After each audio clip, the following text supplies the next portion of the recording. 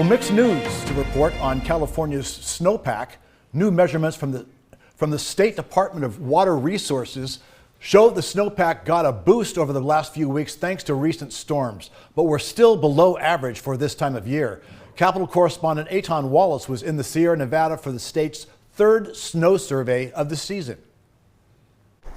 Well, take a look at all of this snow at the Phillips Station, elevation 6,800 feet, just southwest of Lake Tahoe. I mean, look at my feet here. It goes all the way up to my ankles. Much of this a result of recent storms that hit this area and much of the Sierra Nevada. It's exactly what researchers with the California Department of Water Resources wanted to see, but they made clear it's not enough. We need more.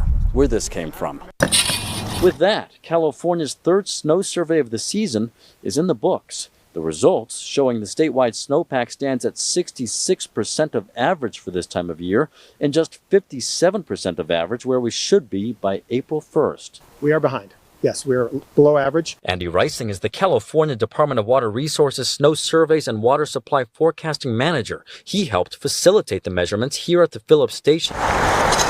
Per his results, the snow water content in this area stands at 11 inches and the snow depth stands at 28 inches.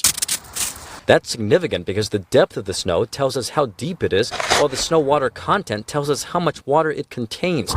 Water that will eventually flow to reservoirs, agricultural areas, and your faucet. Reising says storms over the last few weeks provided much needed snow for the Sierra, giving the statewide snowpack a boost. Last month was looking pretty bleak, and so we were hoping to see some storms show up, and they fortunately did. But he makes clear, up to this point, the statewide snowpack is about 20% lower than it was during this time last year.